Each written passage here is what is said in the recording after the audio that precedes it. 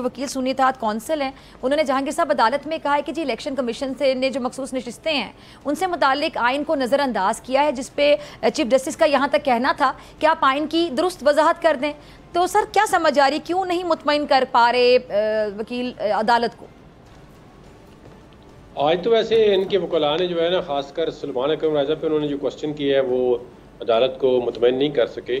अब देखना ये है कि सुन्नी इत्तेहाद, अब पीटीआई को कहते हैं, पीटीआई को कहते हैं आपका लोकल स्टैंड आई नहीं, क्योंकि आपने अपनी पार्टी जो है वो आपके जो उम्मीदवार थे वो सुन्नी इत्तेहाद से इलेक्शन लड़े। तो ये कि अलग बहस है उस पर, जो वो कहते हैं जी कि इलेक्शन कमीशन के पास ये इख्तियार था कि वो तो पार्टी तो पीटीआई की टिकट थी लेकिन उनको सिंबल जो है वो छीना गया है। तो क्या इलेक्शन कमीशन ये कह सकता था कि आप आज़ाद उम्मीदवार के तौर पे इलेक्शन लड़ें या आप पीटीआई के उम्मीदवार के, क्योंकि पीटीआई ने तो उसकी जो लिस्ट थी वो जमा कराई हुई थी और सुन्नी इत्तेहाद ने ना उनका कोई बंदा इलेक्शन लड़ा है सीट पे, ना उन्होंने कुछ लिस्ट जमा कराई हुई है। तो ये केस ऑफ फर्स्ट इंप्रेशन है सुप्रीम कोर्ट के अंदर। आप देखते हैं कि सुप्रीम कोर्ट जो है, क्वेश्चन तो आपको पता है जब दूसरी पार्टी आर्गूमेंट करेगी तो उन पे भी होंगे, तो क्वेश्चन आंसर का तो मतलब एक वो जज जो है अपने आप को क्लैरिफाई करते हैं कि इसमें क्या करें। लेकिन at the end of day जो हमारी ओपिनियन है कि अगर कोर्ट इस नतीजे में पहुंच किया जाए कि इनको सीटें नहीं मिलनी चाहिए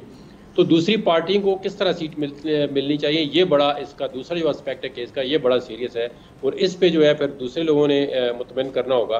कि आपको अगर इनको सीटें नहीं मिलती किसी टेक्निकल वजह से, इन्होंने प्रॉपर उस वक्त पार्टी से ही ज्वाइन नहीं की या जो कुछ इनके साथ लैप्सेस हुई हैं उसके अंदर, वो डेफिनेटली हुई हैं, उसमें तो कोई शक नहीं है।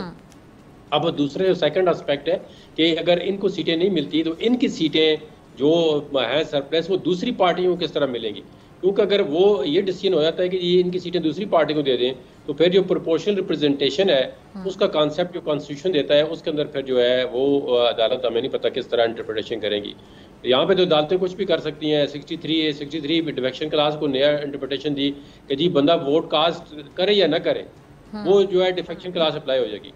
आइन के अंदर तो ये लिखा होता है जब वो आपके वोट काउंट हो गए तो तब पता चलेगा तो ज्यादा किसके हैं कम किसके हैं, वो दूसरी पार्टी ने वोट कास्ट किए हैं तो क्यों किए हैं और किसने किए हैं कि डिफेक्शन क्लास लगे। लेकिन उन्होंने आइन की इंटरप्रिटेशन 63 की इस तरह कर दी कि बिल्कुल रीडिंग इनटू द कॉन्स्टिट्यूशन, मतलब जिस तरह डेफिनेटली होता 100% उन्होंने कर दिया। तो अब वैसे तो कामा और फुल स्टॉप ही हम कहते हैं कि जो अदालत है वो ना किसी एक्ट के अंदर वो ना आइन के अंदर लगा सकती है। तो इसमें अब देखना है कि अदालत ने अगर मेरी ओपिनियन में तो नहीं होना चाहिए, लेकिन अदालत ने अगर ये इंटरप्रिटेशन कर दी कि अगर इनको सीटें नहीं मिलती तो इनकी सीटें उठा के दूसरी पार्टी को दे जाए, उसमें एक देखना बहुत बड़ा इशू है कि अगर एक पार्टी डायरेक्ट 2 सीटें लेती है, चाहे वो मेरी पार्टी है, किसी भी पार्टी के ABC कोई भी पार्टी है, अगर वो डायरेक्ट इलेक्शन में 1 या 2 सीटें लेती हैं तो रिजर्व उसको 5 आप दे रहे हैं, तो वो फिर प्रोपोर्शनल रिप्रेजेंटेशन जो है वो क्या होगी, उसको किस पे बेस आप बनाएंगे या उसकी आईनी तशरीह जो है वो अदालत किस तरह करेगी। तो अब देखते हैं पूरी, क्योंकि फुल सुप्रीम कोर्ट बैठी हुई है तो इसका जो भी फैसला है बड़ा इंपॉर्टेंट होगा। अज़हर साहब सब्सक्राइब करें और बेल दबाएं ताकि कोई खबर रह न जाए।